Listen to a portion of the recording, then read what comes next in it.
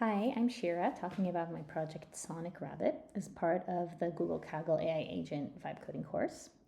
So, when you walk into a well curated exhibition at a museum, not just a gallery, but a real exhibition, you get something different. The curator puts Frida Kahlo next to Diego Rivera, and suddenly you understand things about her work that you couldn't have seen in isolation.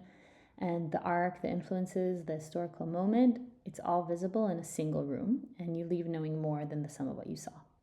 Music doesn't currently have that. You get the song or you get a Wikipedia article, and nobody puts the songs in a room together and walks you through the story. So, in today's attention economy, the most played songs get pushed higher by the algorithm, and that's what you hear. It buries the older music that explains where the songs people love actually came from. And young people don't know what influenced the music that they listen to because the algorithm never shows it to them.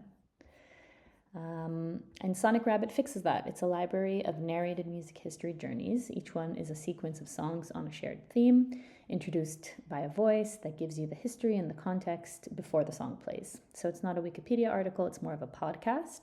And it's a music education app that really creates delight and ignites curiosity.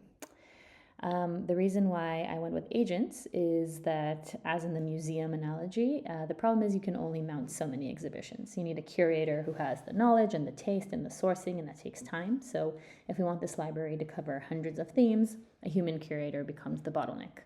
When a user requests something that the library doesn't have, a multi-agent pipeline can build it autonomously, picking the songs, fetching the previews, writing the fact-checking the narration, generating audio, and then deciding whether it's good enough to publish.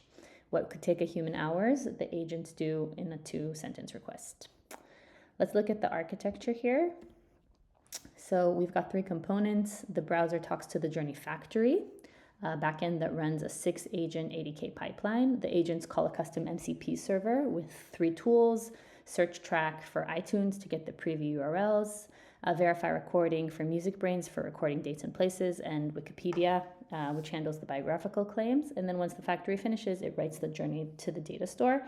Every time the front end refreshes, it pulls from there. The web runtime needs no API, no AI key at server time, so all the content is pre-generated. So let's jump in. This is Sonic Rabbit. We've got 6 journeys that are live, and you can browse by category or use the search box or hit a prompt chip. Let's go with this one. So this is our first journey. The chip took us straight here, and we can start listening. Gospel music has always been more than a genre. It was a community. Once this is done, and this is using Kokoro model, which is a local model that doesn't require API calls. So when that's done, song 1 unlocks, and then there's Our journey begins with Sister Rosetta Tharpe, the godmother of rock and roll, who recorded this boundary-pushing track in December 1944 in... Then after that is done, we have the 30-second iTunes preview. There are strange things happening every day. Every day. Moving into the golden age of gospel, in November 1954, by the mid-1960s, gospel having honed her craft, singing in her as the 1960s drew to a close. Our journey culminates with earth, wind, and you have just traveled through a monumental sonic migration. So basically, we've continued all the way to the end, and at the end, the app suggests connected journeys. So these are not random, but rather shared categories. So gospel shares identity and society and culture with the women's journey and the Great Migration. So they both appear here. We can see that here. And then the last thing we can do is also search for things that don't yet exist. Nothing on trees yet. We can request it.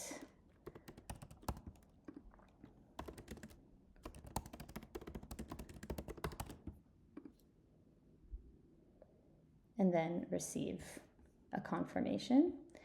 So the request goes through rate limiting, a semantic duplicate check, and a Gemini classifier before queuing. And if it passes the quality rate after the pipeline runs, then it goes live.